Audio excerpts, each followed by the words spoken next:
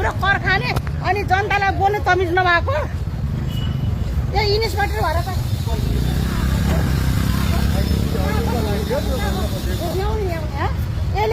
यसले बोल्ने तमिज नभएको यो मान्छे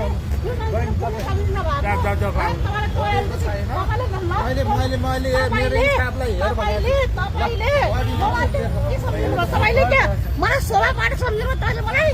म शोभा पाठक होइन म रश्मि धामी होइन म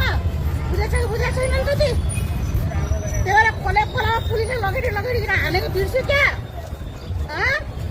चेन्जीले महाराजगञ्जमा हानेको पुलिस मारेको बिर्स्यो यो पुरानो सरकार होइन यो चेन्जीको सरकार हो पुलिसले आफ्नो औकात बिर्सिनु होइन नि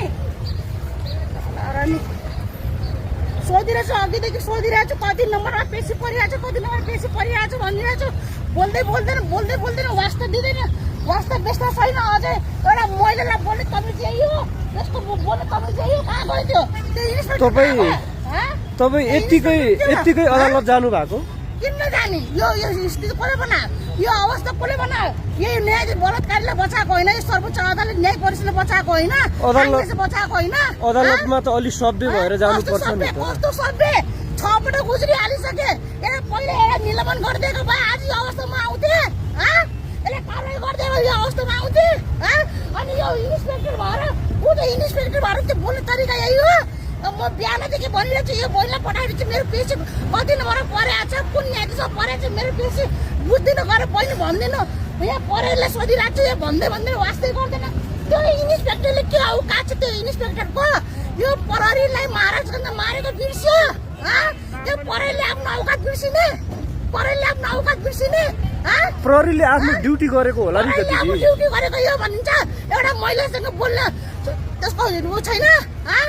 सोच छैन तपाईँ कानुनी लडाइँमा हुनुहुन्छ